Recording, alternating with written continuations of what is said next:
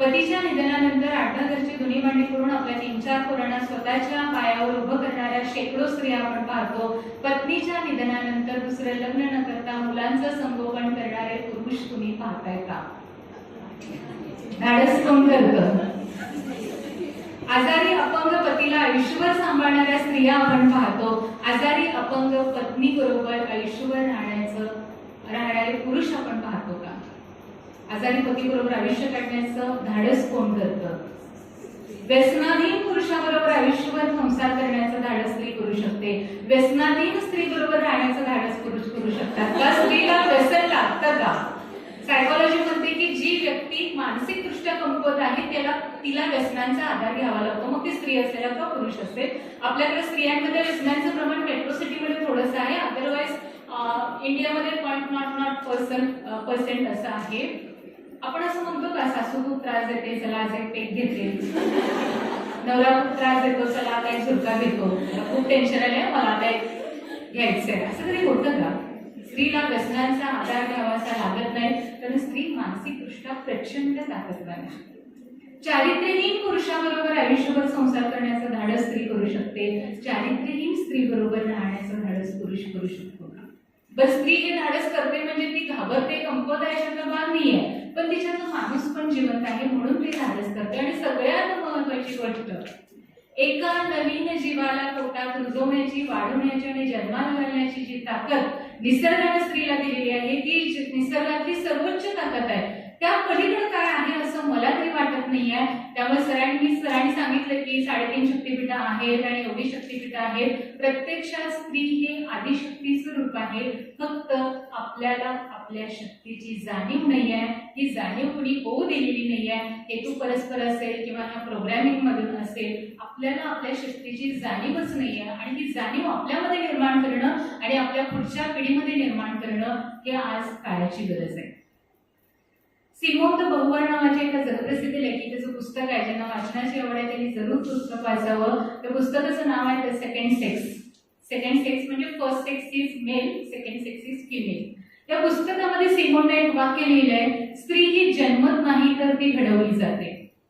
स्त्री ही जन्मत नाही, ती घडवली जाते तिच्यावर होणाऱ्या संस्कारातून आणि तिला मिळालेल्या वातावरणातून. म्हणजे सिमोनच्या या वाक्याने पूर्ण पुरुषी विश्वाला हादरा दिला. स्त्री जन्मत नाही, घडवली जाते तिच्यावर होणाऱ्या संस्कारातून आणि तिला मिळालेल्या वातावरणातून. म्हणजे काय? एक स्त्री पायलट म्हणून आकाशात विमान उडवते आणि दुसरी स्त्री आयुष्यभर दारुड्या नवऱ्याचा मार खाते. याचं कारण तिचे जीन्स नाहीये, तर तिला मिळालेलं वातावरण हे आहे. मग सर्वसामान्य मध्यमवर्गीय भारतीय कुटुंबामध्ये एका स्त्रीला, एका मुलीला काय प्रकारचं वातावरण मिळतं हे जर आपण बघितलं तर लहानपणापासून आपण काय ऐकतो?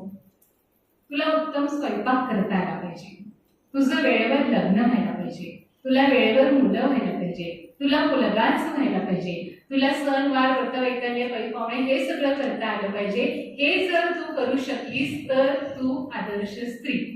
आणि मग ह्या आदर्श स्त्रीच्या व्याख्येमध्ये बसण्यासाठी स्त्रिया आयुष्यभर धावत राहतात. शरीराची आणि मनाची भरपट होते, हाती काहीही लागत नाही.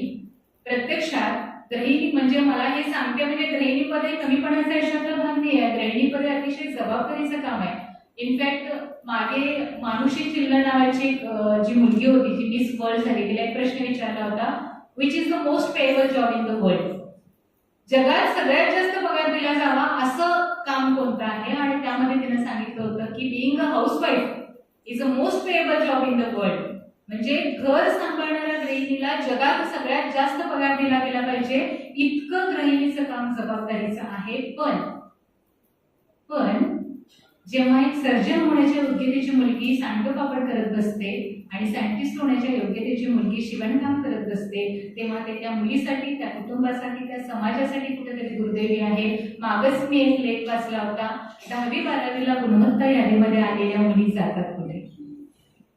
तुमच्यामध्ये, तुमच्या मैत्रिणींच्या मध्ये अशा कितीतरी मुली असतील ज्या स्पोर्ट्समध्ये खूप चांगलं काम करत असतील, ज्या अकॅडमिक्स मध्ये असतील, ज्या रायटिंग मध्ये असतील, पण नंतर मुली अक्षरशः व्हॅनिश होतात.